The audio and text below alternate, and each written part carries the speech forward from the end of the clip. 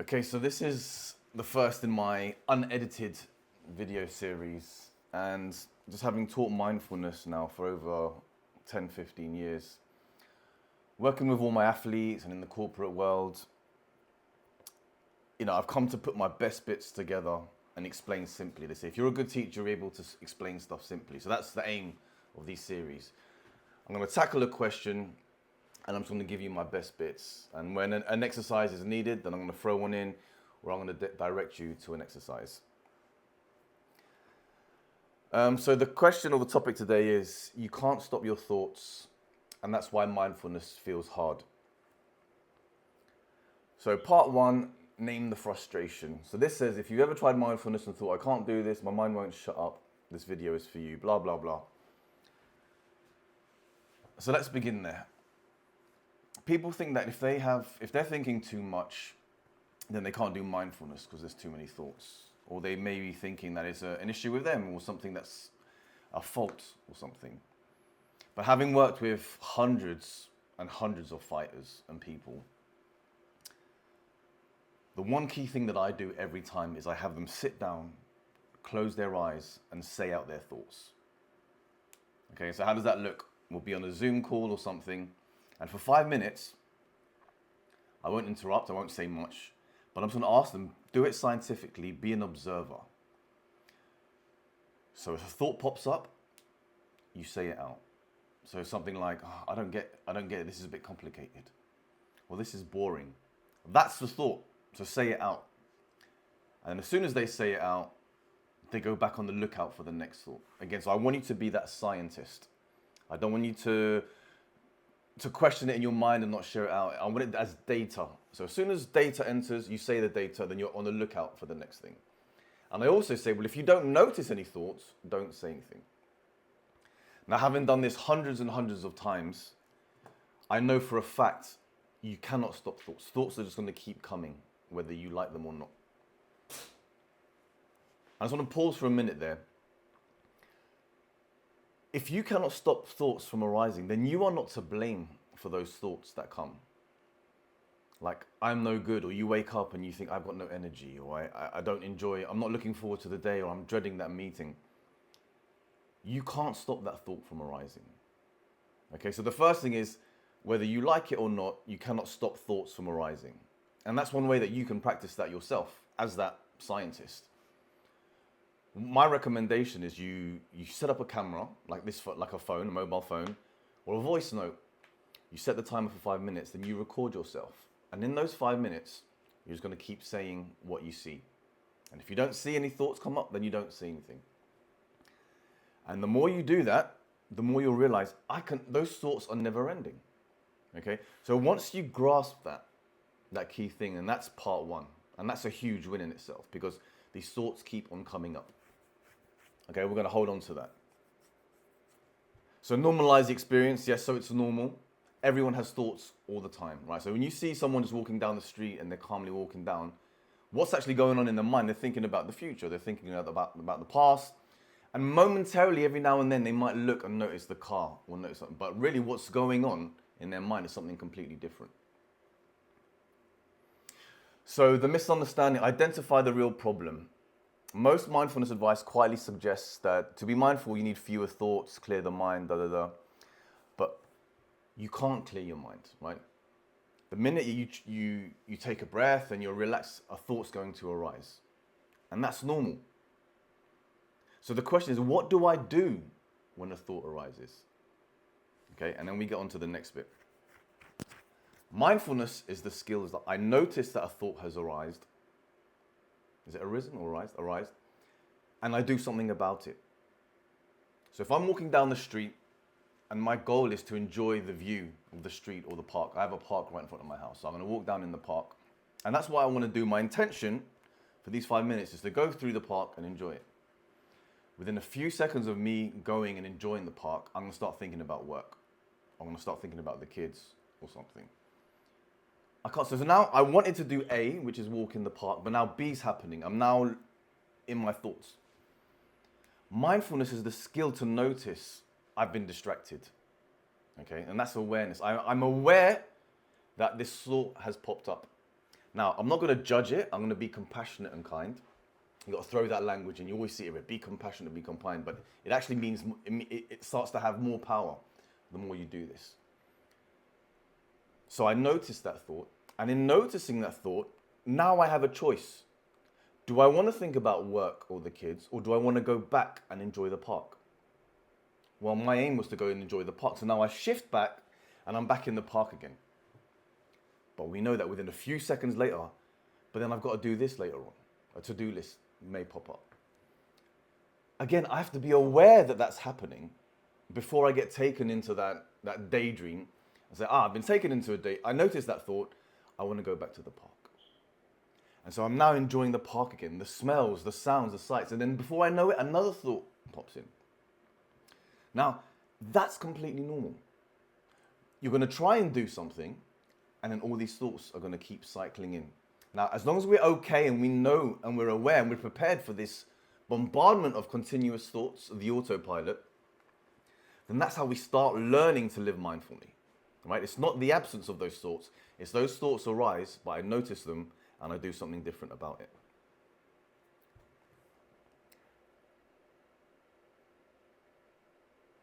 So what mindfulness is, all right. So mindfulness is not about stopping the thoughts, it's about noticing them, right? And then when you notice them, you have choice to do something. Choice that you never had before, choice that you never knew existed. Right? You have an uncomfortable conversation with a friend, an argument, and you go home that night and it's on your mind. You're in bed, but you don't want to think about it, but you just keep on room. You can't stop that thought. Say, hey, what about that argument? Remember that argument? Why didn't you say that? Just notice that. I'm in bed. I want to go and relax. I don't want to think about that, yet I am. So I'm doing something that I don't want to do. So as soon as I notice that thought, choice, do I want to? No. Okay, let me do something else. Now that might sound easier, or it does sound easier than it actually is. Why? Because it takes practice. When you learn a new skill like a martial art, you can't just go into a kickboxing gym, see a few things and come out, yeah, now I'm a kickboxer. No, it takes years of practice. And we've been trained in this specific way all our lives, that when a thought arises, just go with it, even if it's one that I don't want. So you spend most of the day in these thoughts that you don't want. So you're suffering. If I'm thinking about something I don't want to do, I'm doing something that I don't want to do, I'm suffering. Right? So the first part is, let's just be aware that this phenomenon is going on. Let's just be aware that I'm trying to live my life, but now let me grab my phone. Let me think about this. Let me think about that. You don't choose that. That's going to happen anyway. So the mindfulness practice is, I notice a thought and I choose to do something else. Or you might choose to stay with it, but at least you have a choice. And the way that you can practice that is what we call the anchor. So the formal practice, so you're going to sit down, right? So we've suggested one experiment where you just say your thoughts out for 5 minutes. And when you watch back that video, write them down. How many thoughts did you have? Right? And now the mindfulness practice is every time you notice a thought, you're going to do something different. So for this example, we're going to return back to our breathing. Okay? I noticed a thought. Let me do something else. So let me go back to my breath. Where do I notice the breath? All right. So let's break this down. The breath is long. It's all I inhale and I exhale. So one scientific way we can do this is, where do you notice that breath the most? Okay. So take a moment now, and I just want you to breathe in and out, just not as you normally would.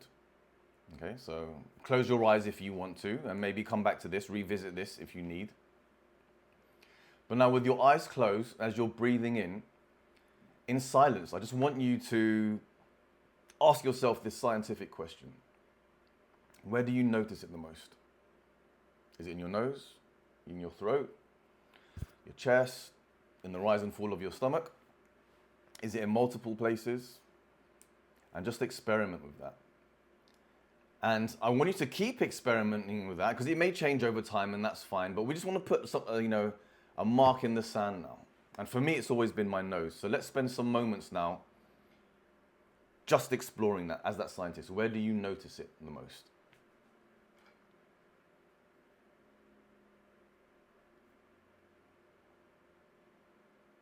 And in fact, let me do it with you, okay? I'm going to do it for a minute. Where do you notice the sensation of the breath? Do you notice the cold air in the nose or in the throat? Or is it in the expansion of the lungs and the rise of the... Whatever it is, for you, you're the scientist and only you will know. Where do you notice it as you're breathing? And let's do that for 30 seconds.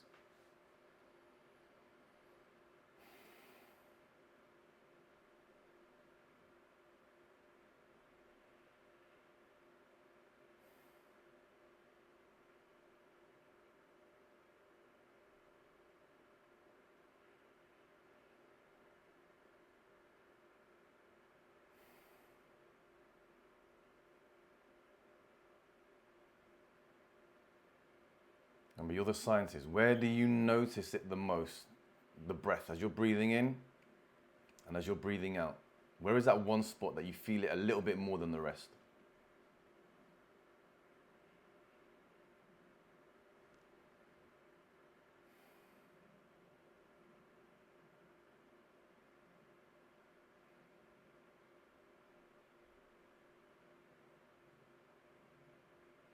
And don't worry if you're struggling, oh, I don't know where it is, or I'm a bit confused.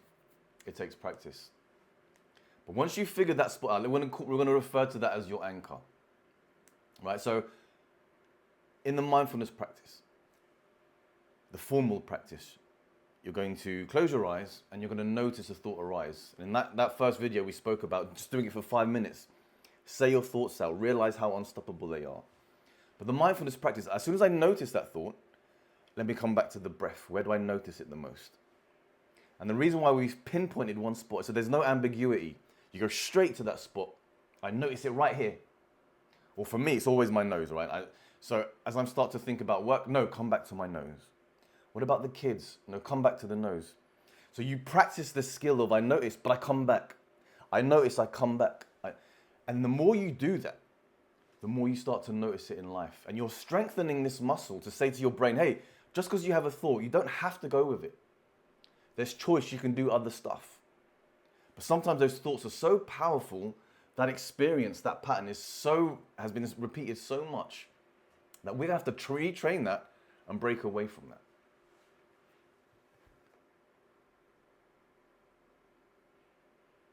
All right, and that's going to be a theme that repeats, because that's what mindfulness is. So let's say I'm about to go into a meeting and I'm really nervous about that. Well, those moments leading up to the meeting are going to feel anxious. And, oh, what if it goes wrong? And that's normal. You can't stop that. But as soon as you notice that thought, so I'm at my desk, oh gosh, I've got that meeting in 10 minutes. Notice it. I've just had a thought about the meeting and it's not a skillful one. Do I want that thought? No. Okay, well, what is my alternative? Well, let me stop that thought in its tracks. I can't stop it from arising, but I can stop it once I notice it. Okay, that's the difference. I can't stop them from arising, but as soon as they do pop up, now I can do something about it, right? And it's that practice of A and B. I notice, I come back to an anchor. So now I'm in the thought, observe it. No, that's not helpful. Stop, breathe. Now I'm back to the present moment. Another thought pops up, I notice it and I come back. So it's like I'm in that park again. I'm walking in the park and I'm enjoying it and I start to think about work. No, I don't want to think about work. I want to come back to the park. But because I've practiced that skill of observing and back to what I want to do, observing back to what I want to do, you start to learn to have more moments being in the present. And so just to summarize, 2 exercises you can do. The first one, set a timer for 5 minutes and just record yourself. And every time you notice a thought, say it out.